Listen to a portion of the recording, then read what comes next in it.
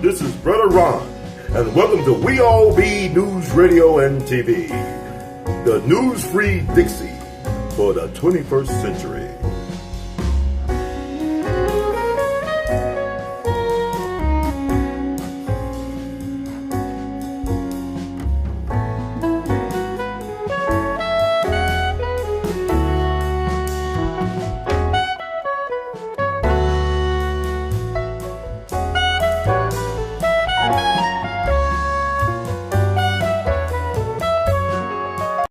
We all be honored to have on Dr. Randy Short, the People's Champ, once again, a crowd. Coon busting, y'all. Coon busting. That's right. And also we got a special guest reporting live from the front lines, better known as Remo in Minnesota, is going to give us the 411 of what's really going on and what they're not really telling you on corporate mind control news. How you doing today, Brother Remo? I'm doing well. So I want to ask you first and foremost, I'm glad that I hope everything's okay with you. I know these are very unpredictable times, but can you tell us what's going on from your perspective? What's really happening versus what we're seeing on a TV screen? This is Brother Remo here, right here on the front lines. I am a guy that's played sports in the community, and I wanted to clear a few things up that'll kind of give us some closure on this whole thing. You know, some of the story that you guys hear out there has totally been fabricated. I mean, this is more than just a race thing. This is more of a corruption thing as well. And it ties... Give me a second.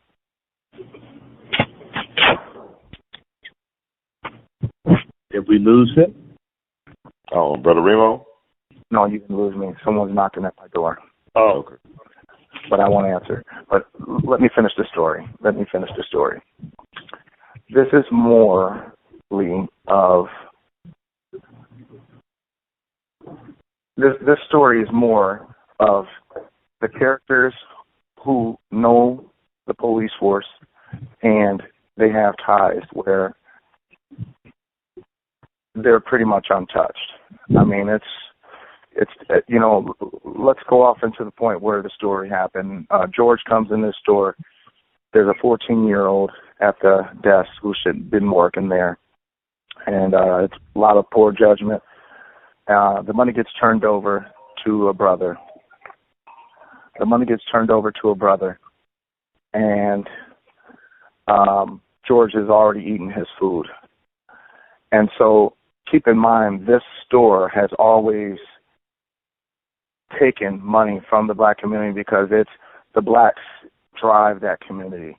I mean, all the cops have cleaned up Lake Street, they've cleaned up Franklin, they've cleaned up downtown. That street is ran by the Minneapolis Bloods who have been here since the early 70s. And basically, that block has never been cleaned up in over 40 years. And I don't even think it's going to clear up. And the reason why I say this is because that store attracts all of the gangs. And one of the store owners happens to be one of the gang members.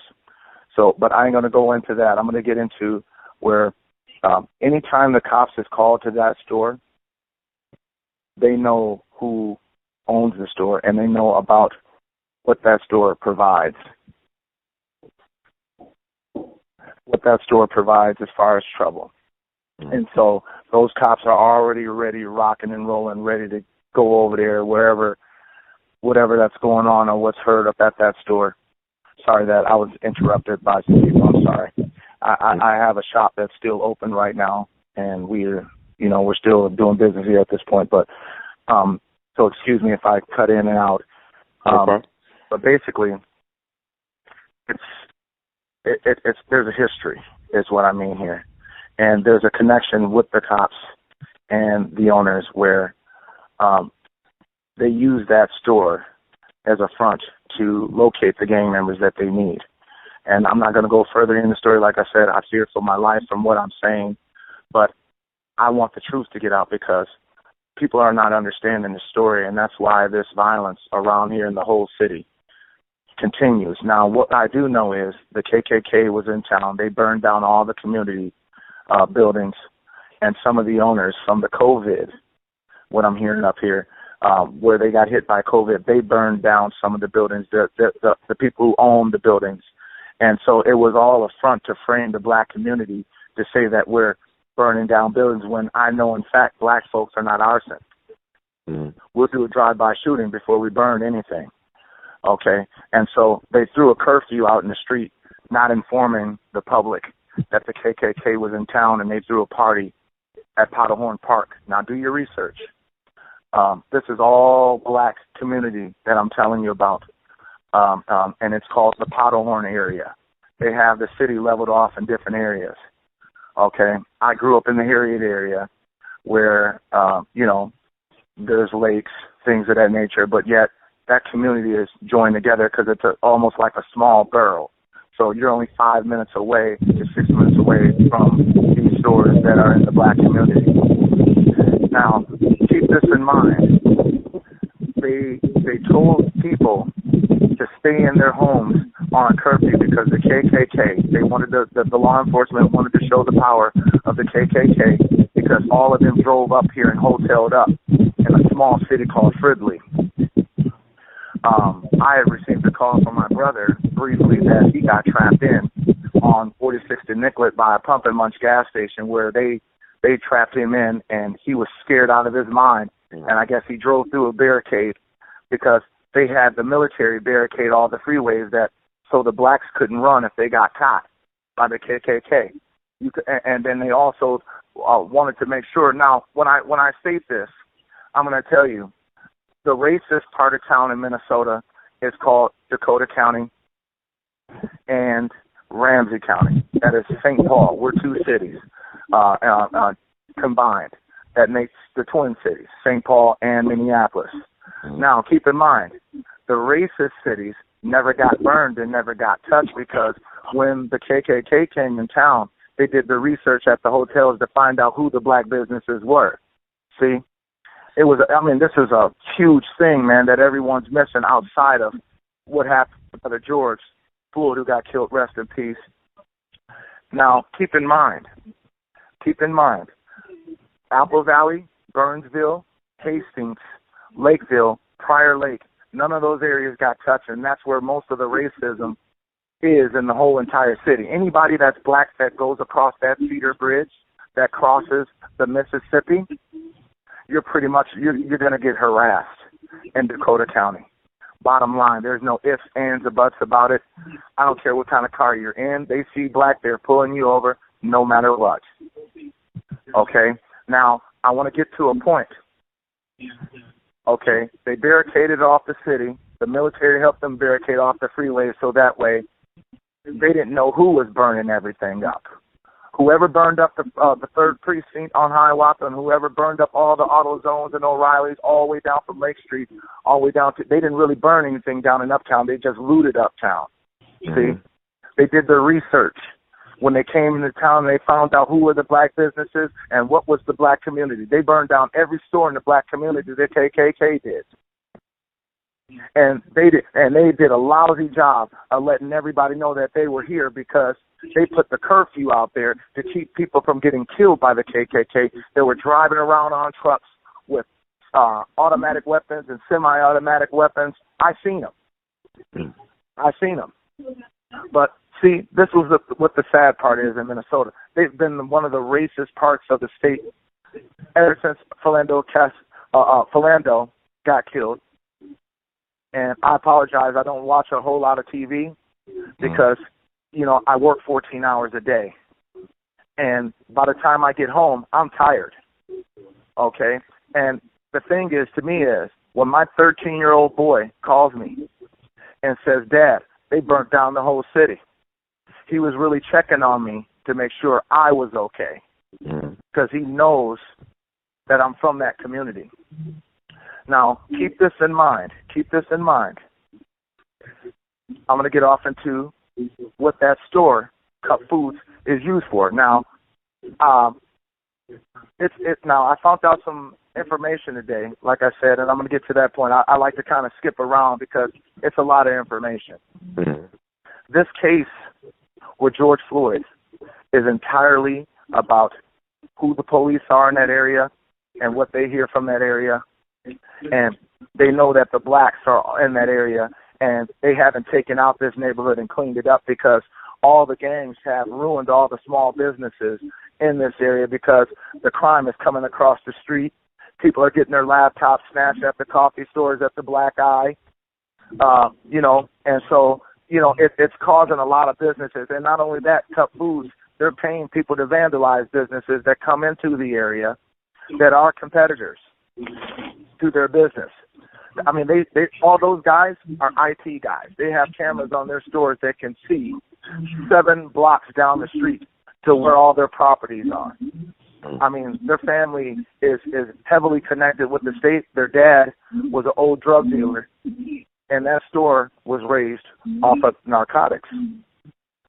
And now keep this in mind. Keep this in mind. Every store in the city got burned down but their store. And you wonder why?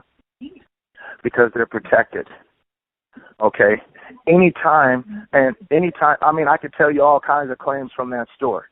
They've raped a 14-year-old young lady that used to work there with them, and they paid the family off so he wouldn't be filed as a sex offender, so he wouldn't get his gun license taken because the cops hate coming down there, dealing business down there with other criminals because it's dangerous. And when I tell you that it's dangerous is, those guys, they stay out on that block from day, noon, and night doing whatever that they do. That's none of my business. Okay? But they're not working. They're staying out there all day long. And so when rival gangs know that that's like that, they ride through and you get drive-bys. Now, keep in mind, I haven't heard anything like this in 5 years. Okay? But I do know that store, whenever there's something over in this area, it's store-related.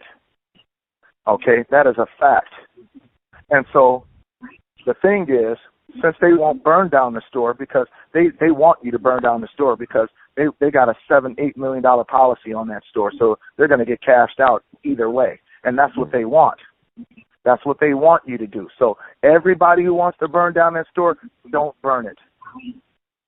You let that store stay right where it is and let the state shut them down. But guess what? There's a twist. Keith Ellison is the general. He handles all the businesses here in the state. The Attorney General's office. He's the owner, or actually, he's the main lead there when it comes to that. And so it's not a coincidence that that's this way. Okay, let me clarify. Let me clarify what he's saying, Ron. Well, someone walked in on me. And the information that I speak is private. Right. So no, I'll clear it up really quick for you if you don't mind. Okay. Keith Ellison jumped on the case because that family, they're worth a lot. Their family is worth $200 million or more. Now keep in mind, it's easy to extort their family if you just tell them, hey, we'll keep your store open, but if not, we'll close you down. Now, I don't have to go any further than that to say anything other than that, but that's the reason why, because why would Attorney General, now Keith Ellison used to be a prosecutor attorney in Minneapolis, Minnesota. Why would an Attorney General jump to take a case like that?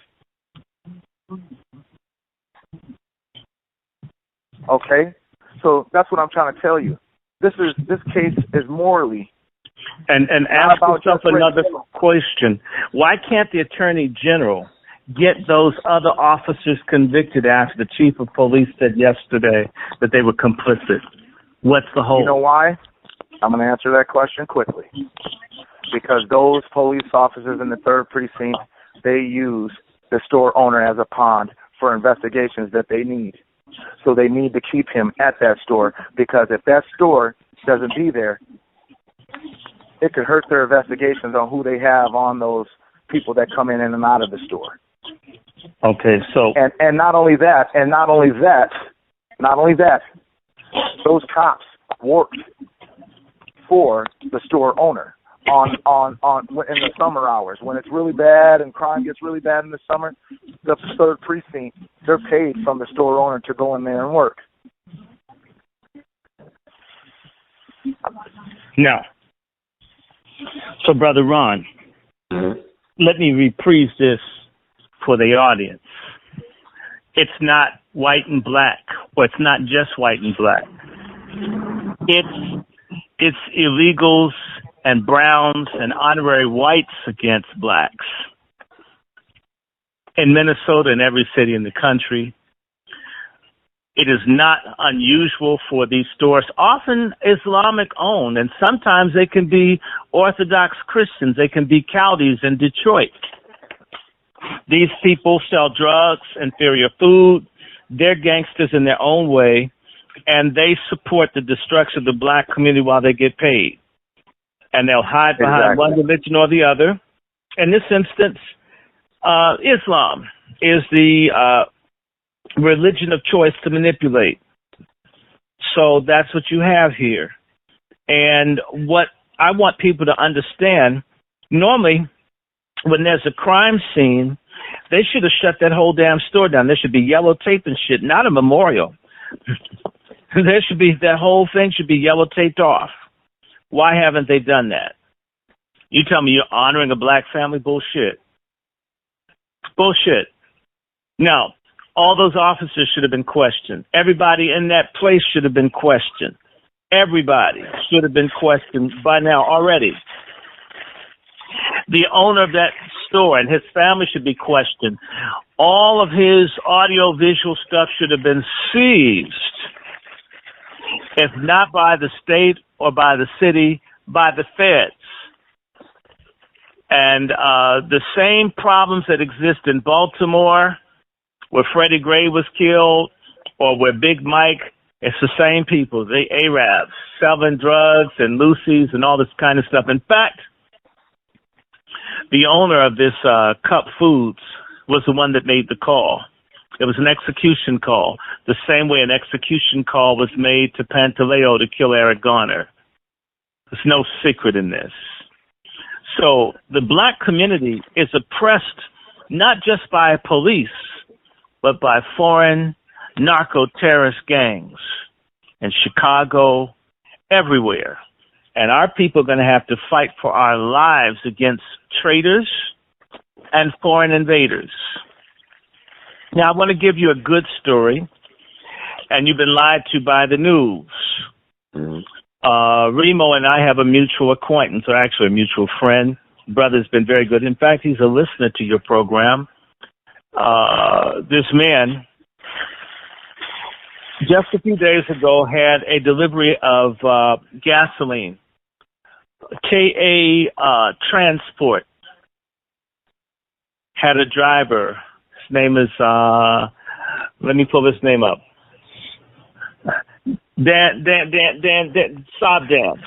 Sogdan.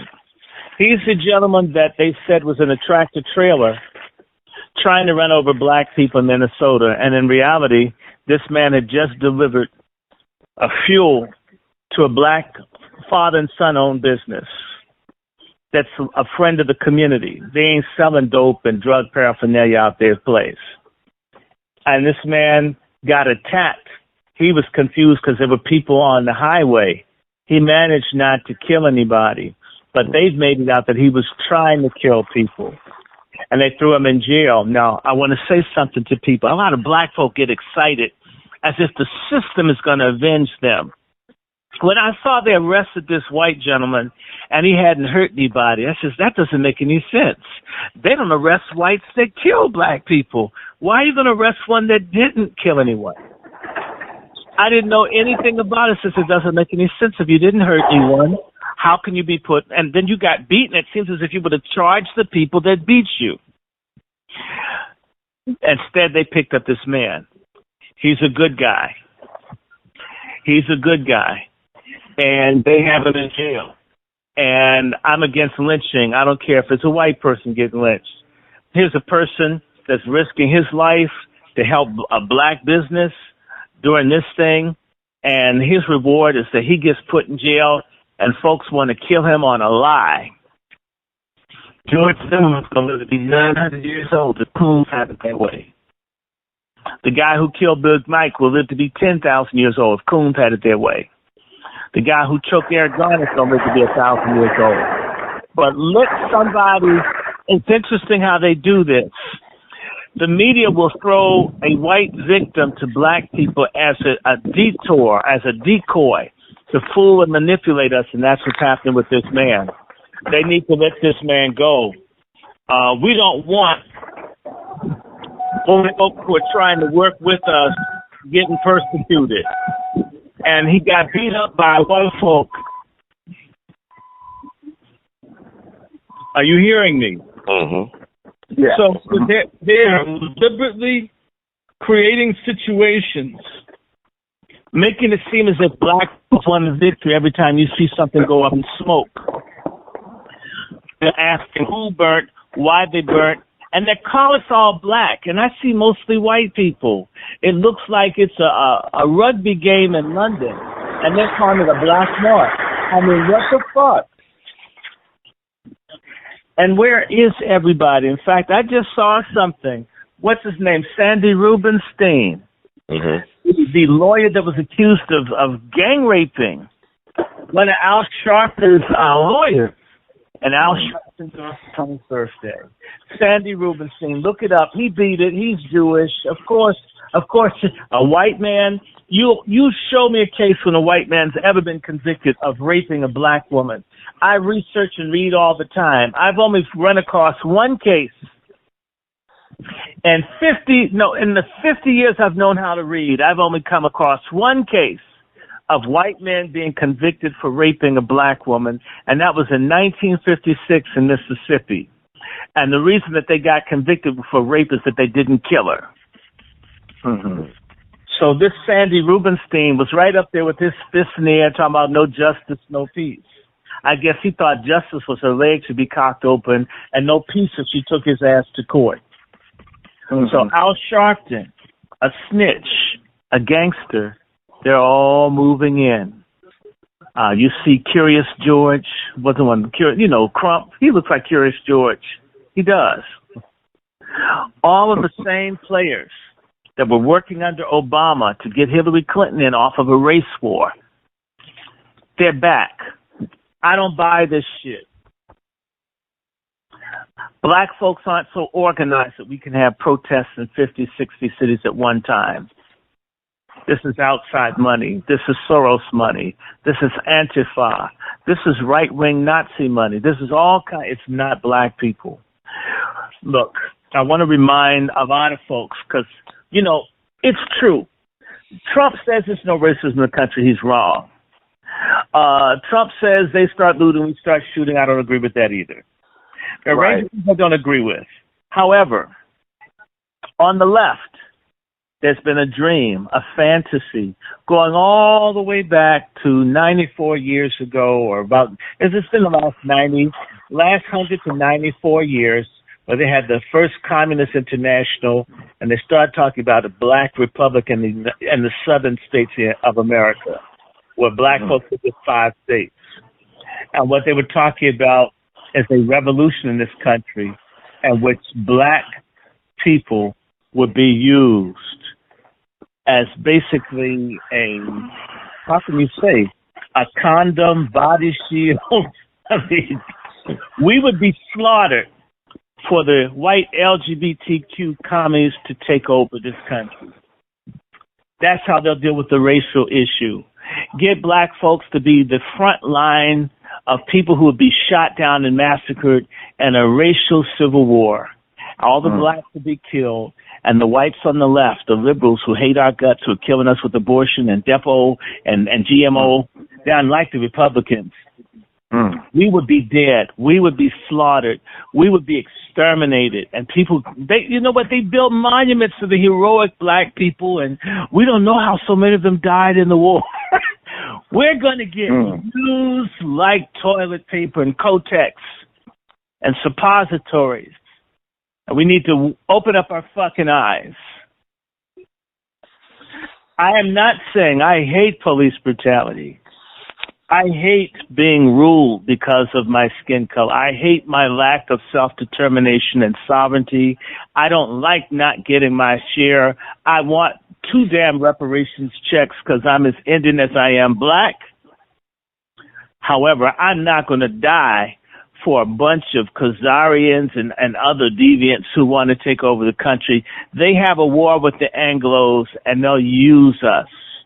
If you start looking at these protests, you see all these illegals, all the little DACA criminals that are up here who get money to go to college and get job training and get jobs and housing, and we don't. Trust me, 2-3 months from now, folks are going to say, we marched for George Floyd. We supported the black community. You owe us. You owe amnesty to 22 million illegals here. You owe us. Right.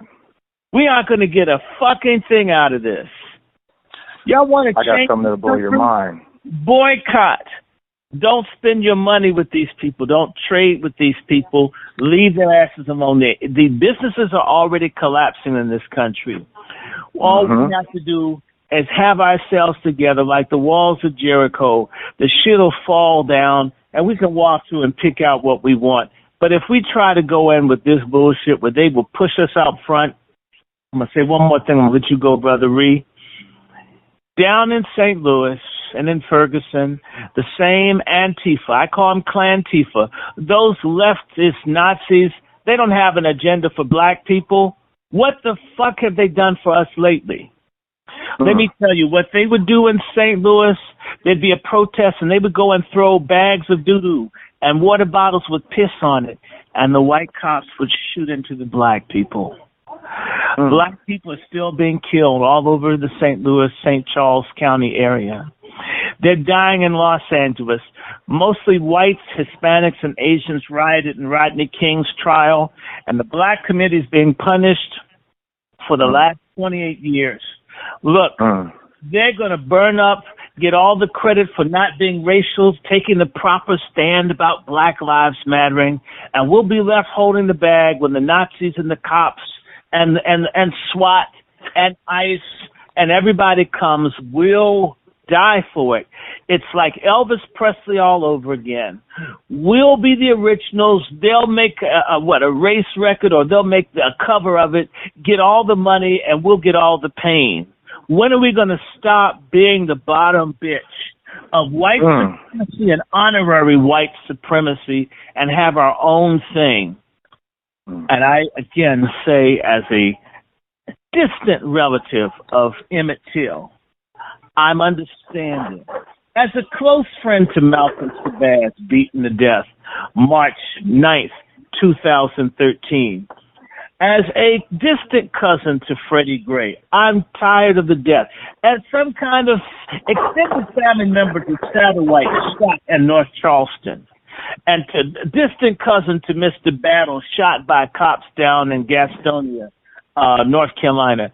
I think I know a little bit about folk getting killed by police or getting lynched, okay? And I'm saying to folk, use your mind. That's the one thing. The joke that they would always tell is that there were 3 men, a white man, an Asian man, and a black man. And they had 3 brains. And they had a white brain, it was worth $1 million. The yellow brain was worth $5 million. And they asked, what was the price of the black brain? He said, it's priceless. The shit's never been used. Wake the fuck up, people. Wow. Well, I mean, not bad. I mean, I can't believe it's been 7 years since he died in May 9th, 2013. It's been a while. That's not 5 years. And it's Mexicans that killed him. When I see that Mexican flag, oh hell, I ain't marching nowhere with that thing.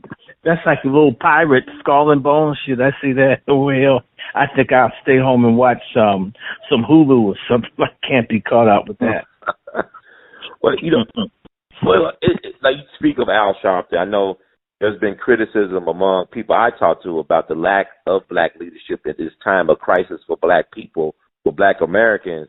But I seen something with Tamika Mallory on, which I thought was very moving and inspiring. But, what do you think about Tamika Mallory?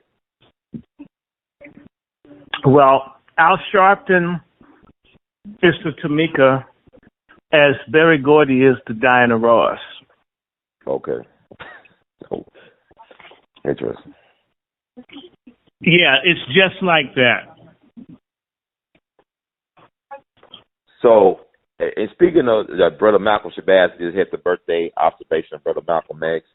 I know people go around quoting Malcolm X, but do people really understand or understood what he was saying so many years ago about the Democrats and Republicans, the foxes and the wolves, and about the ballot or the bullet? Because, people still pushing this voting rhetoric. Like, I see people like... Did you just see, if you just saw George Floyd's brothers talking to people about voting?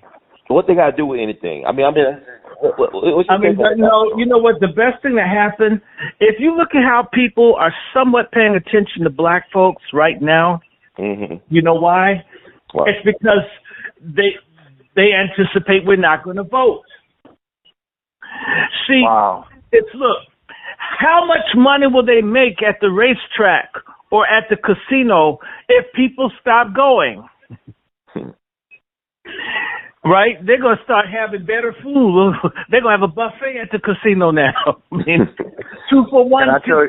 Okay, they start making a deal because the system, the president, Donald Trump, he told you it's rigged. If black people let this damn thing crash, and I mean this, it's not that I'm not going to vote, but if we didn't, it doesn't matter if I vote, I live in D.C., but if black people didn't vote, it would destroy the careers of all the little coon Democrats who don't do shit for us anyway. And as much as their ass has been silent during the pandemic, they're being silent during this. In fact, they'd be really silent if they were putting our asses in cattle cars and trucks, taking us off for our destruction. So why are we voting for more of the same? That's like asking a rape victim to pay a tip to her rapist. This is what we've been doing.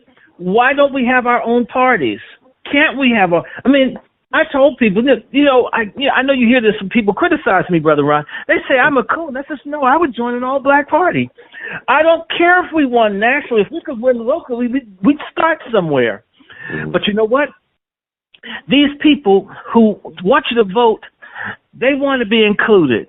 That burning house that Dr. King talked about, those niggas want to live in that real estate as long as the deed is held by a white person. They're happy in that burning house. Yeah, it's sad. Here in Minneapolis, they had people putting black-owned on their businesses to keep them from getting burned. But guess what? That was like a tripwire because that was putting the black business owners out there to get burned because that was the KKK burning everything here in Minneapolis. But I want to shed some light on you and I want to tell you a quote that I got from a gentleman that I know who I do business with, very successful white man. He's very nice. And he told me this is what he saw. He said, the rich didn't get the memo. I said, yeah, why you say that? He said, because what I seen was they told everybody to stay inside. The businesses that they said were essential shouldn't have been essential, like liquor stores that are poisoning people back out on the street for people that don't even drink liquor to go and learn how to drink liquor because they're staying in the house and they're depressed because they can't live their ordinary lives, because of the pandemic. Now, I get what they were trying to do, but this is what we saw, and this is what I saw as a business owner. I seen small businesses, like Trump said. I have never seen people getting more rich than small businesses ever in my life. And so right after he said that, now keep in mind, I was in a meeting one time where I heard a U.S. bank owner, and like I said, I like to skip around. The U.S. bank owner said, before we go out of business with all the digital banking, Venmo, PayPal, Cash App, where you can take all your funds if you wanted to, leave them right there, leave them floating, and then take a check or cash out when you want to. And so the banks, that's why they had interest rates so high. But I'm going to get back to this point on what my buddy said that he saw. They made the rules to drain small businesses and great thinkers because their thoughts were better than the thoughts that were on Wall Street that were going to knock out some of the big sharks. So they drained their businesses with this pandemic, where they set back and set back and set back and set back before they dropped the package to help these businesses. So that way, when they saw that they were drained out, their idea was to put the rich back to work, the middle class to work, and the poor back to work, so that now it's only wealthy. And so now the rich has to get back out there and work hard. The middle class, if there was a middle class left, because the middle class was in the room with the rich and looked around and said, "What are you doing here?" You get what I'm saying? So you got to understand what they were trying to do, because they were implementing something with this pandemic when it went through. Then there was maybe 10 things that they tried to implement, and I don't want to sound like a conspiracy theorist, but I want to tell you something, what I saw. I saw they didn't put a pack out to help none of these businesses. So then when they click back and say, "Hey, come on back out and play," those businesses were done. Okay? So, and in order for them to be a business again, you have to take the PPP loan from us. You have to take the SBA loan from us, because my eyes were shocked when I saw the Lakers try to get the PPP loan. What the hell do you guys need a PP loan for? That's what shocked me. You know what I'm saying? I mean, the Lakers are paying players to play. Why would you guys need to get money when you guys are building a multi-billion-dollar organization amongst ball clubs as a union, right? So what I'm trying to tell you is they are going. I've been telling everybody this. They don't believe me. They want us to shoot back at the cops, because I'm going to tell you about the fear packs that you guys didn't see for the last 5 years. 1, it was school shootings. 2, it was church shootings and gatherings and theaters and stuff. That died down. Then you start to see the pickup of police starting to kill blacks. You start to see. I watched it. I've been watching it for the last 10 years. I'm seeing how many police is killing blacks out there because what they want to do is, and people say, "No, they'll never do it. No, they'll never do it." But if we start shooting back at blacks, they're coming for the Second Amendment, because they want that control, because they know they're looking at it like, man, everybody's got weapons, so that's why the police are doing all these killings, because, you know, they fear for their lives now, because everybody has a weapon to them, they think. And these are excuses for them to put out there to take the Second Amendment back. And not only that, the pandemic, they disrespect so many people's rights, and they're not even saying anything about it. You know what I'm saying? I mean, like, it hurt me so bad, because you're telling grown men to stay inside, all this and all that, and they're shutting their business down that people have worked hard for.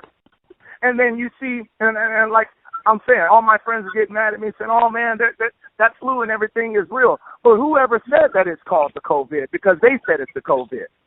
Okay? We're so governized as people to not even look at what the government did to us. I mean, how are you going to argue with us for giving us money to help us when you guys can go in all these other countries and give them money and not even put up a fight or put a stipulation on their money that you're loaning them, when it's our tax money that you're juggling with? Okay? So what I'm trying to tell you is they drain the small businesses so that Wall Street can buy up the ideas that were left out there on the table that were going to hit Wall Street and knock out some of the big sharks. Now everybody's going to buy those ideas up because they can't afford them anymore. It's basically what they did. It's what I saw. Okay? That is a horrible thing, what I saw. And like I said, who's to say what flu it is? Because you say what flu it is and the television is saying what flu it is. It could have been totally named something different, is what I'm saying. See, we got to start having control of our own money. That's why I started a small business, because you know what? The government don't never know not unless I tell you, and that's why they went so hard on small businesses, because they think that small businesses are hiding offshore money. And so if they ever went digital, everybody to make that money even value again, they got to bring it back across the board. Now they know what everybody was making and what they were doing, see? That's what they ain't telling nobody about, that I've been watching for so many years, that my mom coached me on, who's been a bishop all her life. And not only that, I'm going to just be honest with you. If you look at Revelation 6.6, I want everybody to take a look at that. That's where we are right now. Because they kept the wine, meaning the liquor stores open, and they said don't touch the oil, meaning the gas station stayed open during whatever that went through the city that harmed everyone with disease. I'm telling you this, man. I'm not just pulling everybody's leg. I'm watching it. Because I'm gonna give you guys something. And you can be the first one that said I said it. Those locusts that are eating all in Africa, guess what, buddy? They may just be coming this way. You know why? God gave me a vision. He said, Ed, start buying up seeds that can grow year after year after year after year after year, even when you plant them. And as you look, you go to Menards, all the seeds are gone to grow your own food because, listen, they're coming for full control. That's what I'm telling y'all, man. I'm a small business. I've been in business for 8 years. I've been watching everything that they're doing. Those who took that PPP loan, you allowed the government to get all in your assets, to see what you have, to see how your company is doing. And they didn't even realize that. They just went out there and said, oh, man, we lost all our money through COVID, this and this and that. You know, this is what we need to do. It's a sad thing, man. The leadership is bad. They're formulating a plan, and they've already did a great job of destroying all the small businesses because they didn't give them anything. But they gave everybody else all the money to help their organizations. And that's all I'm saying, man. I mean, we got to keep our eyes open as black people because we're heading into a new league right now of the have and have-nots.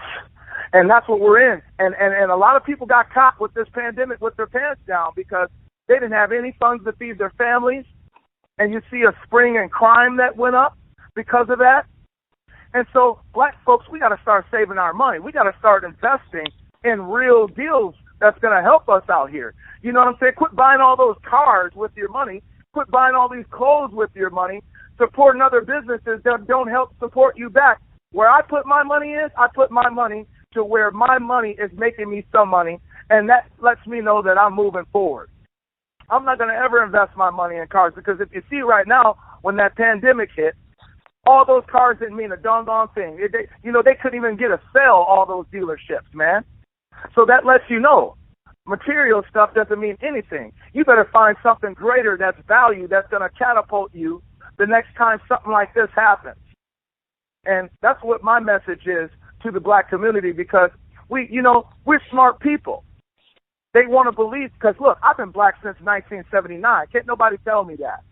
Okay, that what I've grown up. I mean, I know a lot of people. I've went different places and been called the N-word and all, etc. But guess what?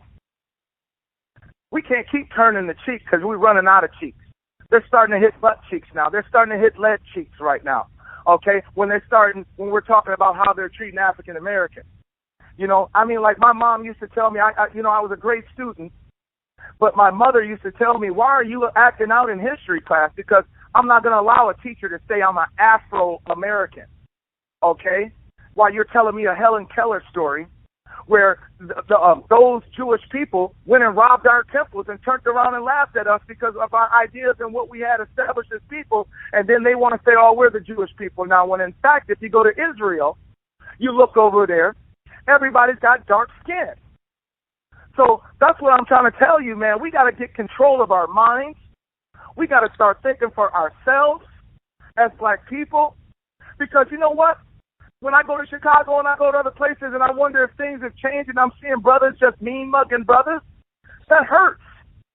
You should be able to relate and talk to your brother. Hey, man, how you doing, man? Without somebody mean-mugging you and look at it, you crazy. You know what I mean?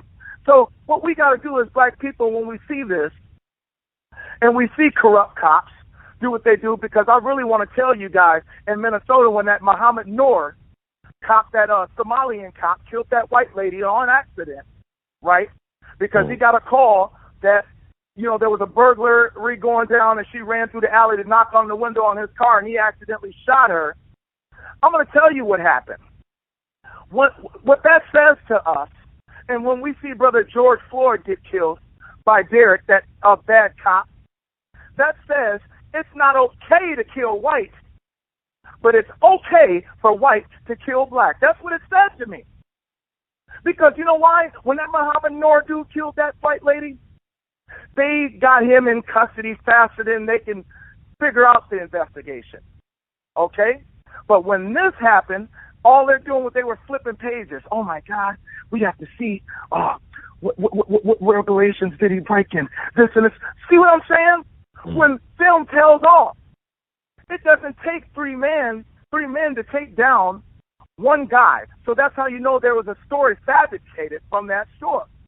Okay? Usually the cops, they're going to ride with a partner. There's just going to be two of them. There were three of them. Four of them, excuse me. Okay? And you know what? It just hurts me to my heart that this happened over a measly $20 when this family makes $10,000 an hour. Okay? If I see somebody that I know that did something like that to me and he's a regular that's coming in the store, my whole thing is I'm going to tell him I'm going to put a picture on the wall. You can't come back in anymore. Hey, Tom, cook him a burger and you can't come back. I'm going to feed you and tell you can't come back because you know why? That family has taken from the black community for 31 years, man. They go and buy outdated goods. They go to the Dollar Tree and grab goods to come back to sell 3 times more than what it costs. How horrible is that? Okay? The foods that they're selling in there don't do nothing but provide cancer for the community. Okay?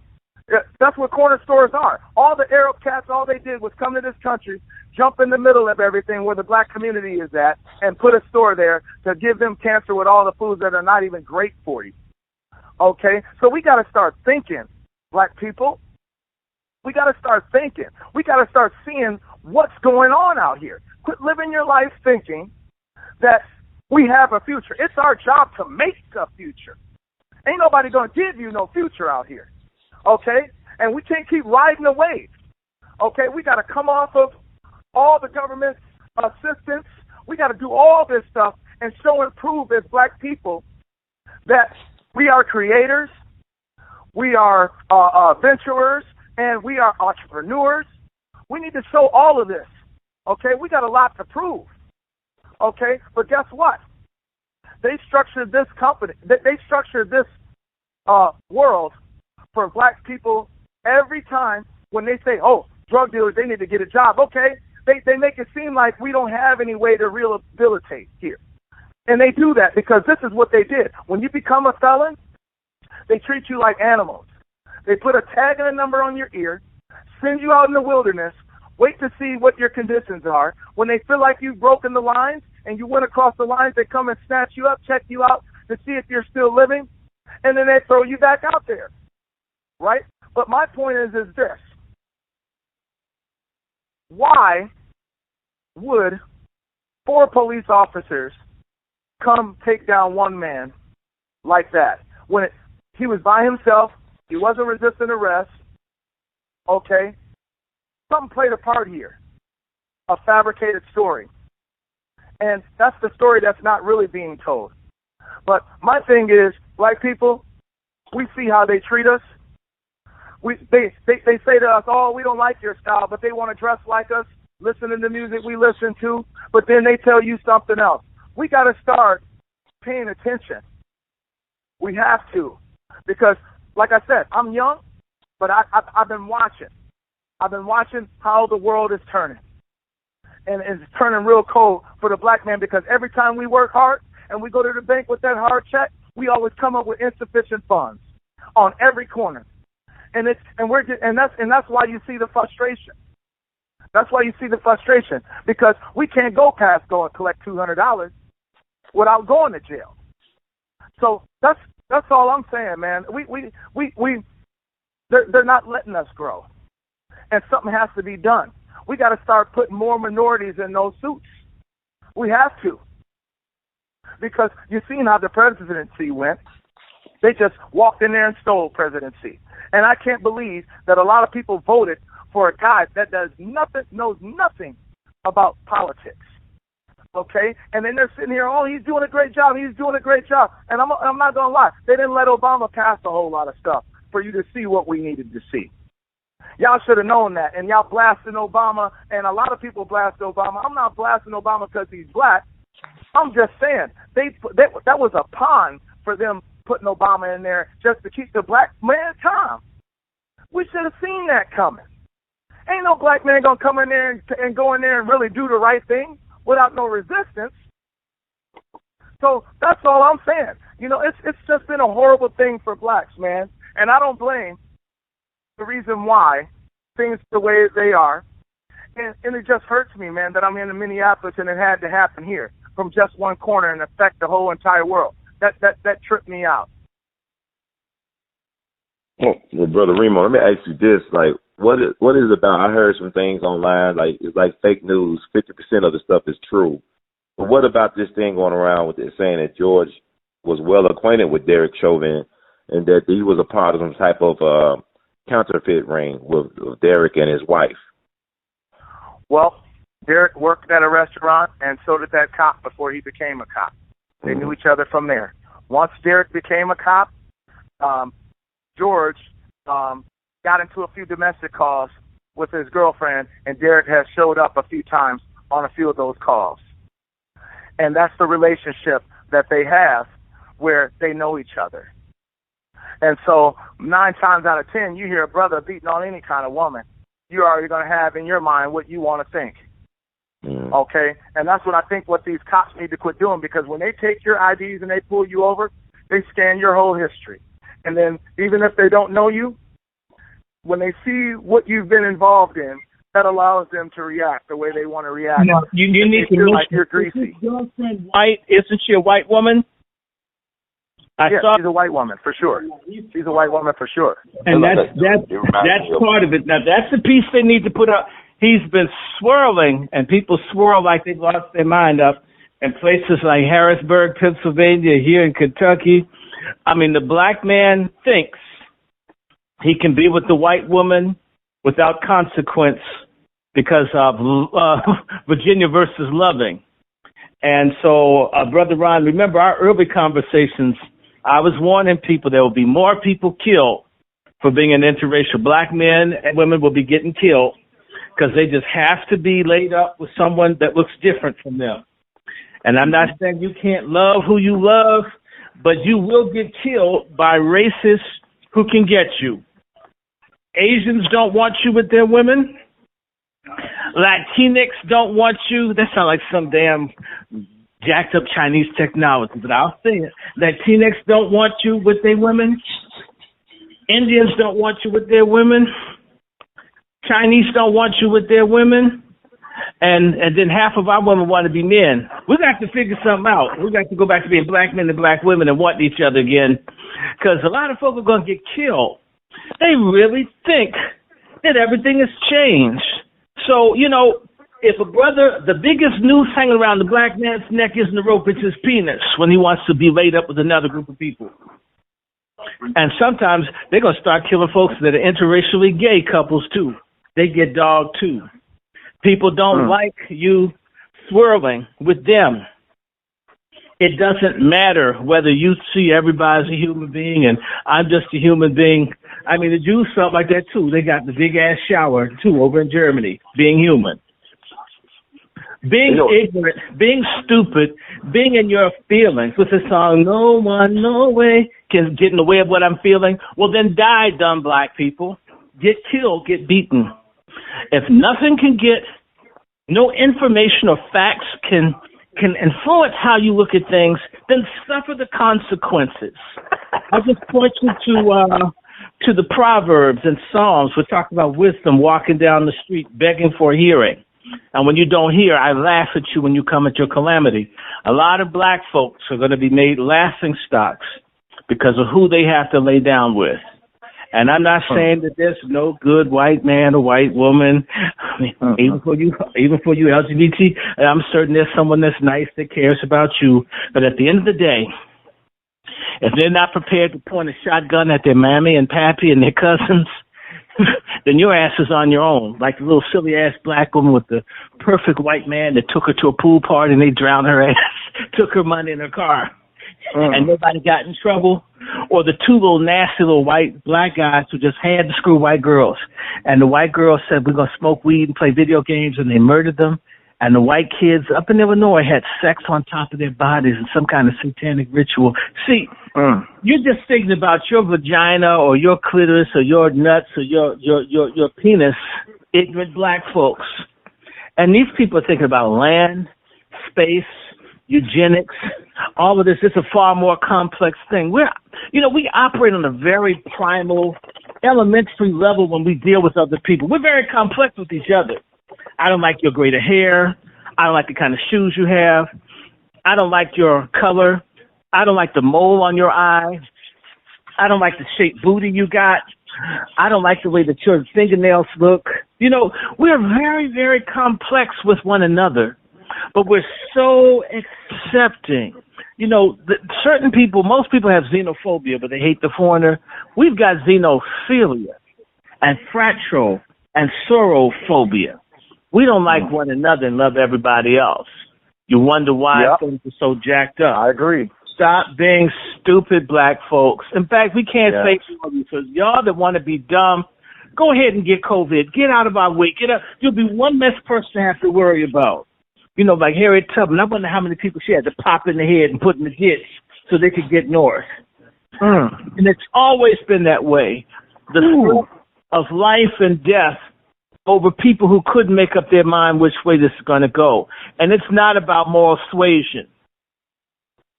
Okay, you tell someone, and I'm just saying as a teacher, I'm not going to try to win you. I'll beat your ass down right here in this class. Now you understand me. We're going to have to learn to use the Second Amendment on self, or the threat of Second Amendment. In fact, we need to use it on the Congressional Black Caucus. If we were having real marches, folk would be marching on Maxine Waters' house. They'd be marching on a whole bunch of coons' houses, showing up, visiting these people. Ain't you the city council person that all the schools become charter where all the whites get jobs that don't like our kids, that rape them or put them on pharmaceuticals, and all the black people get fired? Don't I know you? Do you realize if we started doing that, if we started confronting people, excuse me, you're the pastor that has all the racist evangelicals that are against human rights coming to the church, right? Or say to the old woman, you're the old fat sister that keeps giving money to the crooked preacher. I don't like you. You know what? No, you know what? You can power your own scooter, right? We need to start making people pay for what they do. We talk about the Boston Tea Party and the white people's revolution. They punished the hell out of the white people that didn't get on code. We're the only people who plead with one another to do the right thing. So, you know what? If my father and mother always begged me to do the right thing, I'd probably be like Nino Brown. My father just beat the ass right there at the kitchen table. I can't wait to get to my blood. Just gonna beat you right here at the table. My steak's over here. I want to leave. Right, he'd pop your ass at the table. I mean, I'm gonna beat your ass down right here. So we didn't have those. We didn't have this stuff.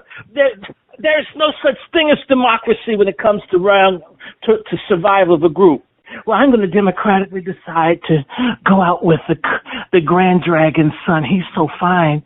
His hair's a little curly. He's got some black in him, right? He's got some black in the gunpowder. The gun he's going to shoot you with. You fool. Or she's so fine. Well, I believe that love has no barriers. Sure it does. In fact, love has no barrier when you're in a concentration camp with barbed wire that's electrified and you're on the other.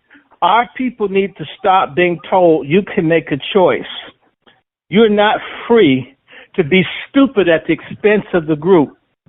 I have a really good video, and it has some of my favorite actors in it.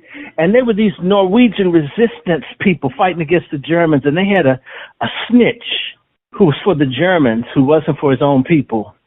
And they realized the reason that they were getting shot when they were trying to roll people out past the Germans was someone was blowing a dog whistle to allow the Germans to know they're trying to get away and they're getting shot down. And someone figured that out. And you know what they did? Before he could blow the whistle, all these guys strangled the traitor and threw his ass overboard. And they were able to get to England.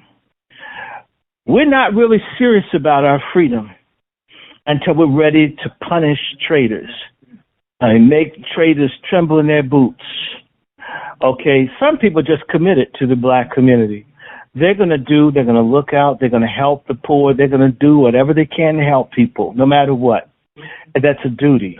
But there's some other ones, kind that would rape someone, or pedophile, or thief, or pusher, or pimp.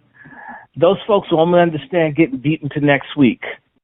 If we were to clean up, we could clean up black America in 1 week if all the scum were treated the same way we treat good people. We give good people hell in our community. We're passive aggressive. You know, like a black woman will have a bad man who'll beat her ass and set her on fire, and she'll get a good man, and then she'll kick him in the ass for 20 years, make him die from a stroke. And right, or the same thing, black men have a good woman, and he's got to cheat with the women that look like they come out of a dumpster at a circus. Have a good woman, try to take her ass COVID, a venereal disease version of COVID. This is the kind of stuff we do.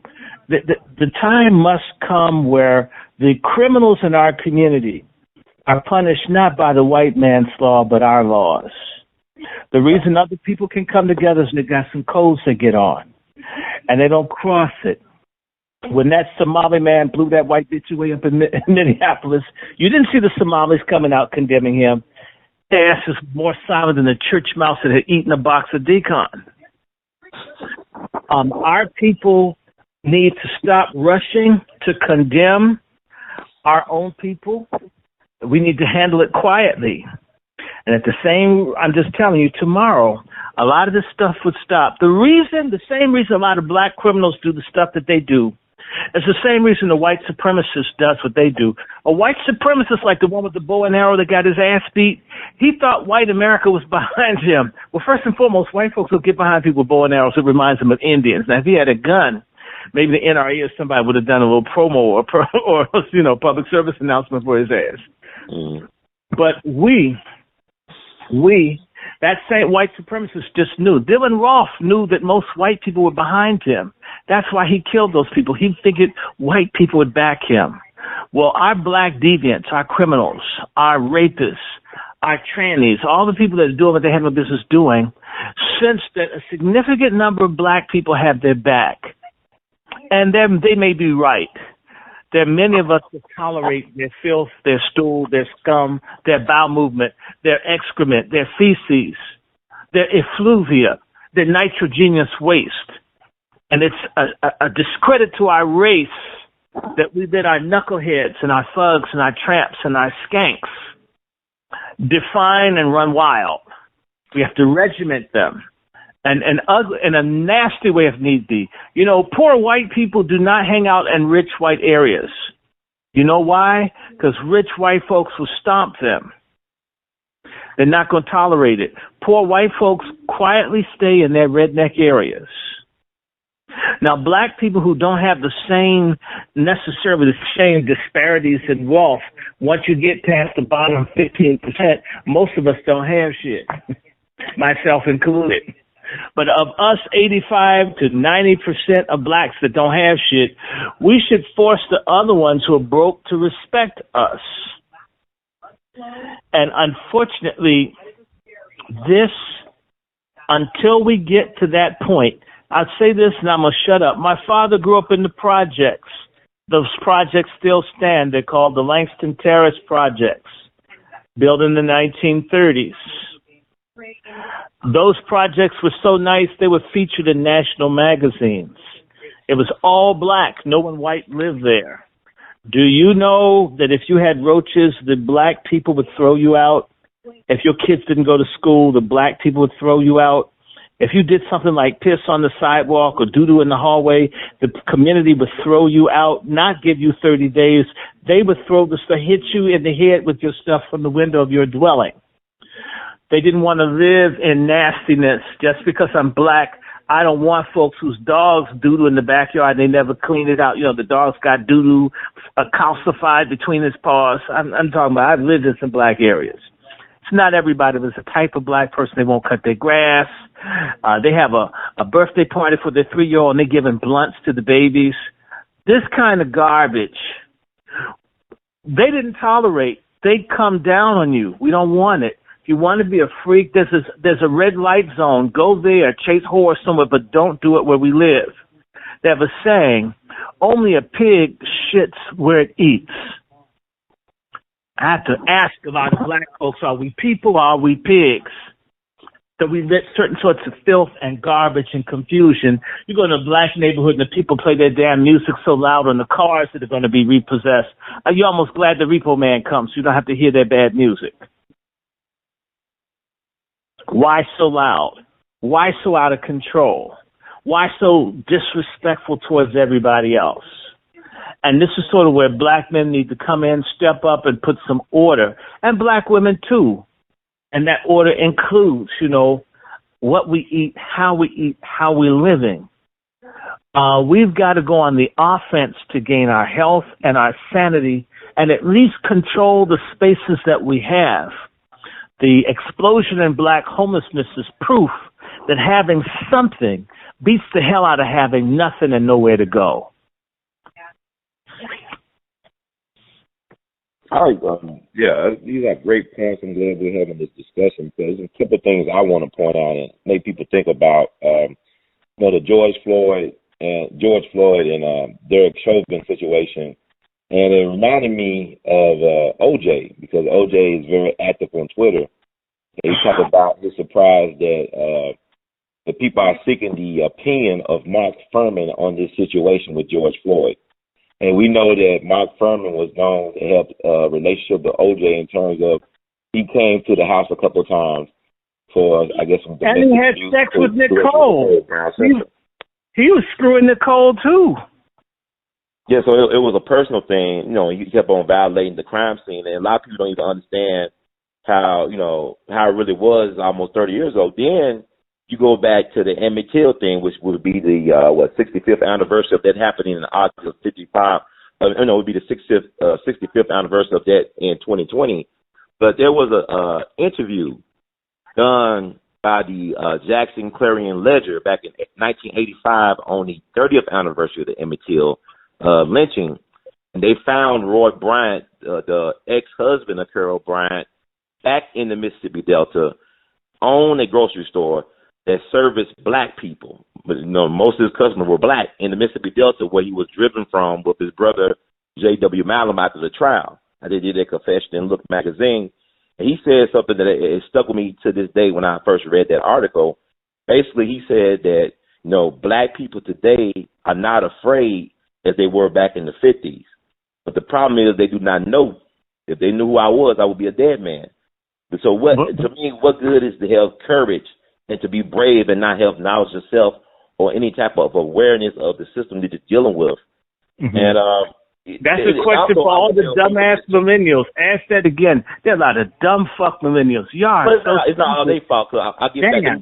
Damn, they're dumb. Woo. They're not dumb. I won't say they're dumb. They just don't know.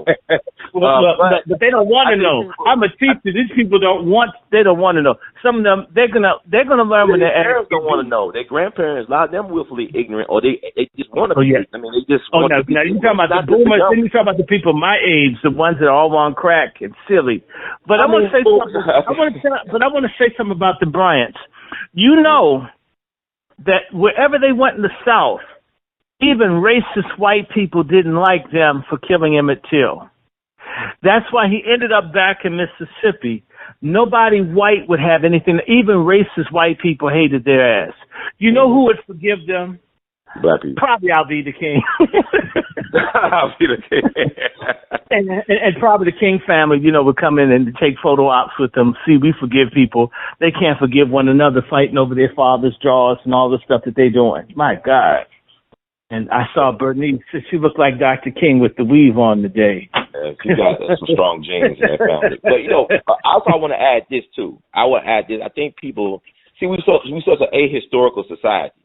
And if you don't, like Michael Jordan, the greatest because you didn't see Will Chamberlain scoring 100 points on video, on film. It wasn't broadcast on Sports Center 24 hours news cycle. So he's not the greatest because you didn't see it happen on tape. And a lot of people protest things like George Floyd. Well, that sister didn't record that. It'd be like a Breonna Taylor thing where, it's hearsay. We don't really know what really happened. We know a black person is dead. But people need to really study the 1930s because This ain't the 60s because people don't understand we was in an economic expansion. We had a historic economic boom during the 60s. Well, not black people. Find jobs jumping out of high school and work at the factory and work their job for 30 years. But in the 30s, we had chaos. It stopped for black men in 1962. It stopped. So I read that story, Black Wall Street. Man, that was amazing. It's the anniversary right now. The black expansion stopped by the early 60s. This is why the riots began to occur a couple years after stagnation. There's a Quarterly Journal of Economics had an article that was talking about how the March on Washington, while it felt good, was shallow because black men had stopped making gains as of about 1960-61. And so the economy wasn't expanding, although, it was expanding in a lopsided fashion. For a certain class of black people, times have never been better. But for broke-ass black people, for a range of folks, it's the worst of times. This is a great time for Michael Jordan. It's a great time for Oprah Winfrey. It's a great time for Tyler Perry. It's a great time for folks who work for the LGBTQ, Legal Defense and the Human Rights Campaign. It's a great time for maybe 15% of our people. It's about the same or worse for 85%. And this is the same situation when Dr. King died in your city of Memphis, when Jesse Jackson and Sissy Billy Kyles got together with the Southern Mafia and all those folks and had Dr. King killed at St. Joseph's Hospital. Dr. King was fighting for the trash men because that represented the future of a lot of black folks who had jobs but they were not making enough. And by the way, the entire civil rights establishment turned their back on Dr. King for trying to help trash men. And they still haven't apologized. Dr. King's been dead all of these years. They've never recognized we must do something for the least of black people. Now you have this, Martin Luther King size MLK, Reverend William Barber, the real big, morbidly obese one that they're trying to make our leader. Now, these people are talking about poverty, but it's the same scam. It's illegals, it's Appalachians, it's the Indians on the reservation. We're going to help everybody, and everybody else helps themselves. So that big, fat, sloppy dude with the greasy hair is offering us more of the we are the world, kumbaya with an empty fucking bank statement movement. I don't like it. Well, I don't have, look. The economic expansion was historic. It was real. It always been lopsided for black people in this country. But we don't do our part to study the victories that we did have. Like Black Wall Street was a victory, and they were terrorized for being successful, having self-determination, and for having their own businesses. Magic Johnson said something that was very powerful when I saw him at the Freedom Awards program. He was, for the Civil Rights Museum. It was at the Temple of Deliverance, Kojic. And Magic said something that was very powerful. He said, today, you have more black millionaires than you did back in 1960. But in 1960, you had more black businesses than millionaires. And one of the reasons why a lot of things that we gained in the movement that we did, people don't study the Montgomery bus boycott. You had thriving black businessmen like A.G. Gaston, like S.B. Fuller. We don't even know their names anymore. They had construction companies and hotels and restaurants. They was able to bail out because we ran after. Let me finish so we don't talk about what we need to talk about. I said people need to study the 30s. It ain't the 60s. It's the 1930s where folks was out in the streets. The GI Bill did not come because of World War II. The GI Bill became because the bonus army, the collection of World War I veterans, they had their own little tent city up in the 30s. They were sabotaged and terrorized by their own people. People like MacArthur, like the Eisenhower, like Patton. Like Roosevelt. Went out against the veterans that earned those benefits that did not even get it. They had to wait a decade to really air their grievance. And then because of what they did, you got the GI Bill, which a lot of black veterans did not have the ability to take a true advantage of.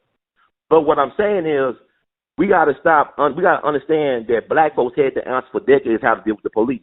Robert F. Williams had the answer. If you look at his last interview before he died, one of his last interviews, he said, the reason why they don't talk about me is because we didn't lose nobody. We fought back. We fought the Klan. We fought the police. We didn't lose nobody. And he said, I wanted my hometown to be Mount Vernon for me. Because George Washington had a Mount Vernon where he returned to after he served the country. But you got streets named after Malcolm X and Dr. King and Medgar Evers schools, but these are the Negroes who couldn't even make it to 40.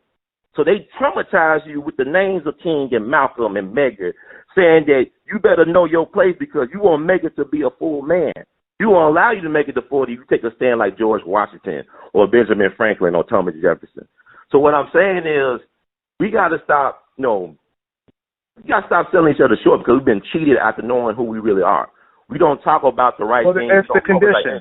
I ain't going to lie. I don't really have a lot of excuses for being a black man because I feel that, every individual has to put their own work in. But that condition was so tough on us that, the literacy that you see today is from all of that, man. And, I mean, when you whoop people to say stop reading books, and keep whooping them, and then they get to a point and say, hey, we need you to read this book now because you're not going to get this job. I mean, and then you got people that don't know anything, and they're illiterate. They don't know how to act. They don't know how to talk. They don't know how to, they put so many stepping stones in the game and roadblocks for black people not to be successful. And I mean, it's so hard. Like I said, I see people every day, and I see my black people every day. And I say a lot to them, but guess what? When you start talking to black people, they go ahead and they start shooting you down because they have to start believing in themselves. They have to start believing in themselves. And like I said, that belief system was broken from all those years of slavery and all those years of oppression. And like I said, that's why you see the anger that you see today from black people. Like when you talk to them, they're already riled up, man. Because they expect the worst already before they can expect what that brother has to say good. And so that's my idea on what I've seen, We just can't give up on our people, though, man. I knew a sister named Mama Colette in St. Louis. She used to live in Harlem back in the 50s and 60s.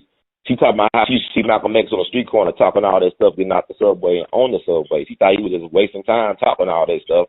And one day a traumatic experience happened to her. And when she heard him for that time, on that day that the traumatic experience happened to her, it all clicked at that moment.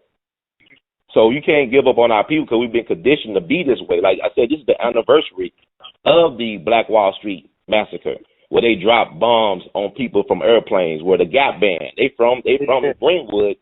You dropped a bomb on me, it's about Tulsa, Oklahoma, and people dancing into it and stuff like that. Like Duke Ellington was making music not only for you to dance to, but also you telling the history of black people in this country. See, we always deep like that. Michael Jackson, whether it be Tupac, we always using our platform to try to advance our people in our way, but we get caught up in the system that does not value our humanity and never recognize our manhood. They try to destroy our manhood. What they did to George Floyd was an attack on black manhood. And how you gonna defend your woman? You can't even protect your own ass. Like when they used to rape the strongest black man in front of his family and friends who were not doing slavery time. It's all about buck breaking. They're always trying to break us, and it's a break you system. It's not a broken system. It's a break you system. That's the way they control people. Like Frederick Douglass said, it's easier to raise strong children than it is to repair broken men. And so now is the time that we got these technologies. We need to get this information out there, disseminate it, and stand on something. Like I got black folks I talk to that are in their 30s and 20s. They said, Brother Ron, we want to do stuff, but we don't know what to do. We don't know how to engage. And I said, well, Dr. King said this. He said, if a man ain't willing to die for anything, he ain't fit to live. Dr. King said that. If you ain't putting your life on the line for anything, you dead anyway, and you ain't fit to live. Because you're not alive. You've been programmed. So when you deal with our people, we all are walking billboards for advertisements for agendas. A lot of us don't know that. We all been programmed on different levels to promote certain ideas and ideologies. What I'm saying is that now's the time to make a choice, to take a side. Malcolm said that, the Negro Revolution is controlled by foxy liberals and the government, but the Black Revolution will be controlled by God. and that we are God's chosen people, as they say. If we are the real Jews, now is the time to stand on our faith and to manifest that faith into reality that can feed our people for generations to come. It's now a time to take sides, because the contradictions have been heightened to a point where you cannot ignore what you see in front of your face and what you're feeling right now. So people gotta be brave and be willing to put their life on the line for what they want, because they're killing us anyway. Right. Yes, they are. Yeah, they definitely are. You know, one thing I'm going to tell you about Minnesota. Mm-hmm. When you go in some of the suburbs that I named, like Burnsville, Lakeville, Prior Lake, Right. those are across the river of the Mississippi. You're crossing the Mississippi. And so basically when you cross that, some of them white people over there, they see black over there, they act like they've never seen even black on television, man. It just, you know, it's an amazing thing, man, when I see that. I'm like, wow, are you serious? Sundown towns was in the north. Yeah, they're probably like a sundown town. All over the country. Mm-hmm. Ooh, they have a fake Marilyn Mosby on CNN. Oh, and these are, but her hair isn't straight combed this time. I guess he's trying to blacken it out. You know what? We're so superficial. We trust the KKK if they had afros. I mean, please, people, wake up, y'all. Lord Jesus, please. Y'all heard me. Now, I know this brother's going to have to go, Brother Ron, but do you think we have a good show here? Did we treat you like you? Okay, right. This is great, man. Thank y'all, Dr. Short. Thank you, Brother Remo. We're going to call you Remo. We're going to make sure you name Remo on the show.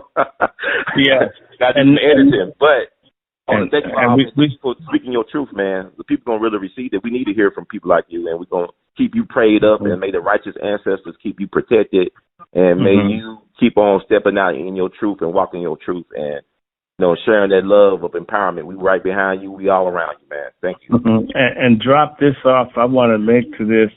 Got to get this around.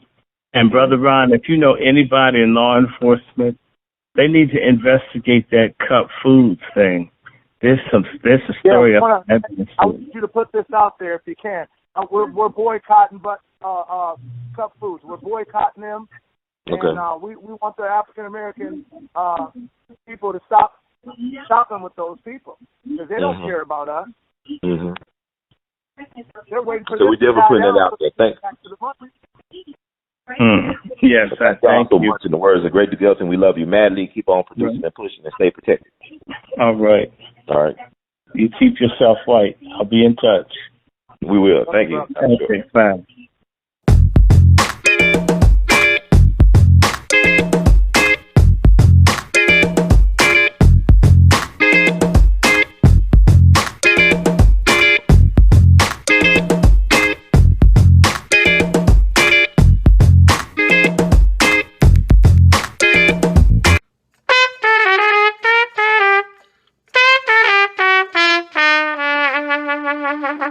Hey, everybody, this is Brother Ron. I am asking you all to do me a big favor. Think about supporting the We All Be movement. Your donation is tax deductible. The We All Be Group Incorporated is a recognized 501c3.